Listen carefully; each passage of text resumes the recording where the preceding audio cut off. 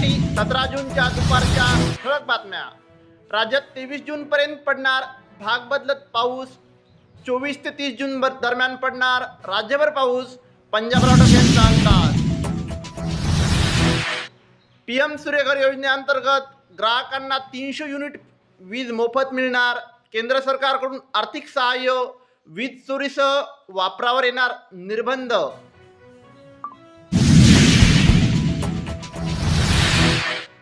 परिवहन विभागाचा मोठा निर्णय। विद्यार्थ्यांना शाळेतच मिळणार बसचा पास। मुलींना मोफत बसचा पास मिळणार। मोठी बातमी, अखेर नीट घोटाळ्याचा गुजरातमधील गोधरा पॅटर्न उघडकीस।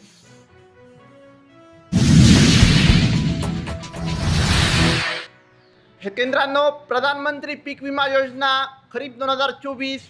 शेतकऱ्यांनो, आजपासून खरीपाचा पीक विमा भरण्यास सुरुवात झाली आहे। सर्वांनी ₹1 विमा भरून घ्यावा।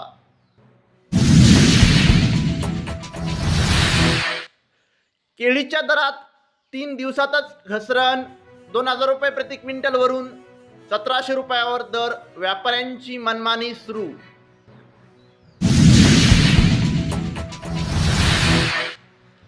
मान्सूनचा विदर्भात ब्रेक, प्रगती मंदावली।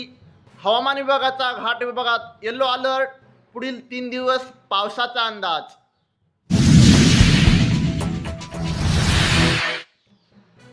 खरीपाच्या पीक विम्यासाठी कंपनीकडून शेतकऱ्यांची चेष्टा। हजारोंना प्रतीक्षा। प्रत्येक गावात 4-2 शेतकऱ्यांनाच मिळाला। अनुदान तत्वावरील बियाणे शेतकऱ्यांना देण्यास टाळाटाळ। अधिकाऱ्यांकडे तक्रार। कृषी सेवा केंद्र चालकावर कारवाई करण्याची मागणी। 4279 जणांना व्हायचे पोलीस। 19 जून पासून शारीरिक चाचणीला प्रारंभ। वाशिम जिल्ह्यातील मैदानी चाचणी।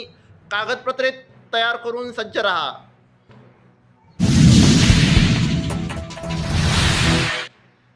नियमांचे उल्लंघन भोवले।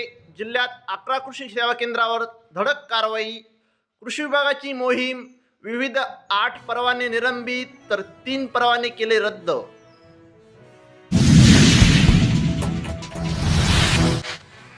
शेतकऱ्यांना केवळ उपदेशाचे डोस। कृषी केंद्र चालकांची लूट सुरूच। वसमत तालुक्यातील चित्र। कृषीच्या भूमिकेवरून शेतकऱ्यांत नाराजी। नियुक्त करण्यात आलेली पथके गेली कुठे?